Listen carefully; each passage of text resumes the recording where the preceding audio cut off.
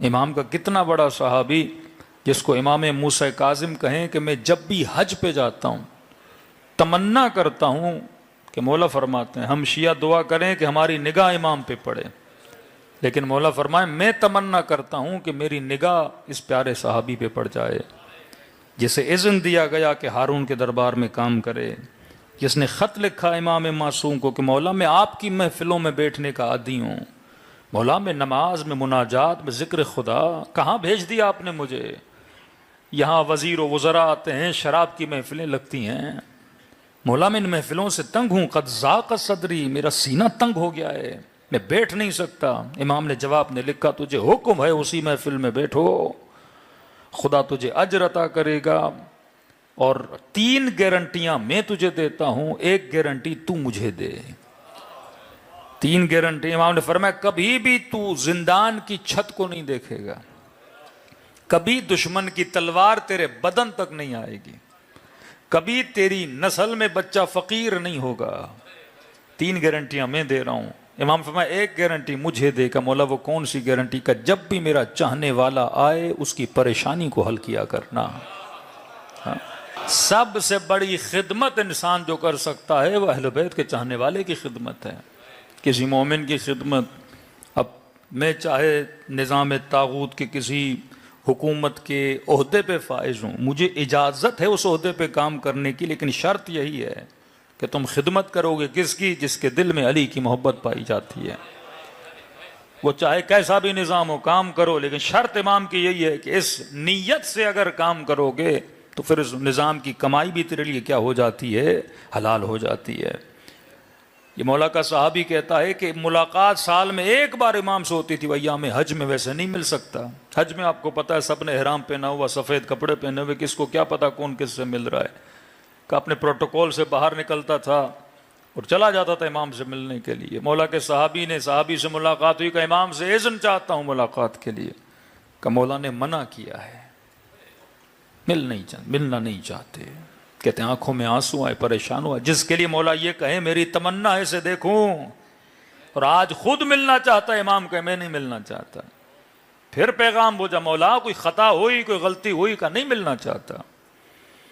تیسری بار کہا مولا کوئی خطا کوئی غلطی، امام نے کہا کہ میں نے اس اذن کی وجہ سے تجھے اس حاکم کی دربار میں اجازت دی تھی کہ میرے شیعہ کو خالی ہاتھ نہیں لوٹاؤ گے۔ کہ مولا جتنی خدمت ہو سکتی ہے کرتا ہوں۔ امام نے کہا نہیں، کچھ ہی دن پہلے ہمارے مکتب کا مومن پریشان تھا، تیرے پاس آیا تو انہوں اسے جواب دیا۔ امام نے فرمایا اب کیونکہ وہ رنجیدہ ہو کے تم سے گیا ہے، جب تک وہ تم سے راضی نہیں ہوتا میں موسیٰ کاظم تم سے راضی نہیں ہوں گا۔ کہ مولا ایام ختم ہو جاؤں گا مدینے اس سے معافی مانگنے، فرمایا نہیں ابھی جا۔ کہ مولا مدینہ دور ہے جاؤں گا، یہ اعمال حج وغیرہ کیا ہوں گے؟ کہ فرمایا نہیں رات کے اندھیرے میں جا، فلاں جگہ پہ اونٹ کھڑا ہے اس پہ سوار ہو جا، اونٹ تجھے اس کے در تک پہنچائے گا۔ کہتا اسی طرح گیا، امام کی بات کو فالو کیا، اونٹ کو دیکھا، سوار ہوا، چند قدم ہی اونٹ چلا تھا مجھے مدینے کی گلیاں نظر آ گئیں۔ اسی مومن کے دروازے پہ کھڑا ہوا، دروازے پہ دستک دی، وہ مومن دیکھ کے پریشان ہو گیا، اتنے بڑے بادشاہ کا وزیر میرے در پہ کیا کر رہا ہے؟ کہ وزیر بات میں ہوں، تو جلدی مجھ سے راضی ہو جا، تیری وجہ سے موسیٰ کاظم مجھ سے راضی نہیں ہے۔ کہ واللہ مجھے پتا ہوتا کہ میرا رنجور ہونا، میرا غمگین ہونا اتنا اثر کرے گا امام پر، میں کبھی تم سے ناراض نہ ہوتا۔ میں نے معاف کیا، جلدی واپس جا۔ کہ نہیں ایسے نہیں، امام کو ناراض کیا ہے میں نے۔ کہ پھر کیسے معافی چاہتے ہو؟ کہ ایک کام کر۔ کہ کون سا کام کروں؟ کہ دیکھ میں اپنا چہرہ خاک پہ رکھتا ہوں، تو اپنا پاؤں میرے رخسار پہ رکھ، تاکہ میں امام کو جا کے نشان دکھا سکوں۔ کہ بندے خدا آپ معزز ہیں، مولا کے چاہنے والے صحابی ہیں، میں آپ کے ساتھ نہیں کر سکتا۔ کہ نہیں کرو گے میں دروازے پہ بیٹھا رہوں گا، کیونکہ میں نے امام کو جا کے دکھانا ہے۔ یہ مومن کہتا ہے اس نے زمین پہ اپنا رخسار رکھا اور میں نے ہلکا سا پاؤں اس کے رخسار پہ رکھا، کہ یہ اونٹ پہ سوار ہوا واپس گیا، کہتا جیسے سواری پہنچی تو موسیٰ کاظم وہاں پہ کھڑے تھے۔ میں نے کہا مولا معافی بھی مانگ کر آیا ہوں اور چہرے پہ ثبوت بھی لے کر آیا ہوں. پھر امام نے سینے سے لگایا، فرمایا ایسے ہوتے ہیں موسیٰ کاظم کے شیعہ. مقصد حیات یہ ہے کہ مومن کی خدمت کرے. اب وہ خدمت مالی ہو، وہ خدمت فکر کی خدمت ہو، یا جوانوں کے شعور کو بیدار کیا جائے، یا مالی مدد کی جائے، تو جن مرحوم کی مجلس ہے یقیناً دونوں خدمتوں میں مشغول تھے کہ انسان کی فکری تربیت بھی کرنا، لوگوں کے معاشی حالات کی تربیت بھی کرنا. تو ہر جانے والا یہی پیغام دے کر جاتا ہے کہ انسان یہاں سے کچھ لے کر نہیں جاتا. فرمایا من ثقلت موازینہ فہو فی عیشۃ راضیہ. وہاں وہ عیش کرے گا جس کا وزن وہاں زیادہ ہوگا. یہ بدن کا وزن نہیں ہے، یہ اعمال کا وزن ہے. لیکن فرمایا من خفت موازینہ فامہ ہاویہ. پھر وائے ہو اس انسان پر جس کا اعمال کا وزن وہاں پر کیا ہو، کم ہو. تو یہ زندگی 60 کی ہو یا 50 کی ہو یا 80 کی ہو، مقصد یہ ہے کہ زندگی ایسی انسان گزارے اور وہاں پہ جس کے عمل کے نتیجے کو اپنی نگاہوں کے سامنے دیکھے. تبھی معصوم فرماتے ہمیشہ نمازوں کے بعد جب دعا کرو تو یہ دعا نہیں کرو اے خدا مجھے طول عمر عطا فرما، یہ دعا کرو اے خدا مجھے عمر با برکت عطا فرما. ہو سکتا ہے کسی کو 90 سال عمر ملے پر عمر بے برکت ہو سکتا ہے کسی کو 80 سال زندگی ملے پر زندگی بے برکت ہو. اور میں دعا کرو اے خدا مجھے زندگی دے پر زندگی با برکت دے. جناب اصغر کی زندگی 6 مہینے پر کتنی با برکت زندگی ہے.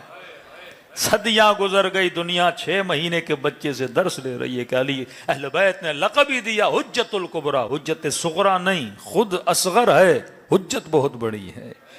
کیونکہ زندگی کیا تھی؟ زندگی بابرکت تھی. یہ لمحے جو خدا آپ کو دیتا ہے، سوال یہ ہے لمحے تمہیں کاٹ رہے ہیں یا تم لمحوں کو کاٹ رہے ہو. انسان اگر یہ سیکھ جائے کہ میں زندگی کو کاٹ رہا ہوں یا زندگی مجھے کاٹ رہی ہے. ایک جوان موبائل اٹھاتا ہے، سوشل میڈیا پہ جاتا ہے، جناب کون تمہیں کاٹ رہا ہے؟ یا آپ کو لگتا ہے کہ آپ لمحے کاٹ رہے ہو، لیکن دشمن کی کوشش یہ ہے کہ معصوم فرماتے ہیں سب سے زیادہ کوشش کرو زندگی میں 3 لمحے انسان کی زندگی کے سب سے اہم ترین لمحے ہیں. یوم ولدت تو جس دن میں پیدا ہوا، یوم اموت تو جس دن میں مروں گا، یوم ابعث جس دن مجھے قیامت کے دن اٹھایا جائے گا. معصوم فرماتے 3 دن انسان کی زندگی سے سب سے اہم ترین دن ہے.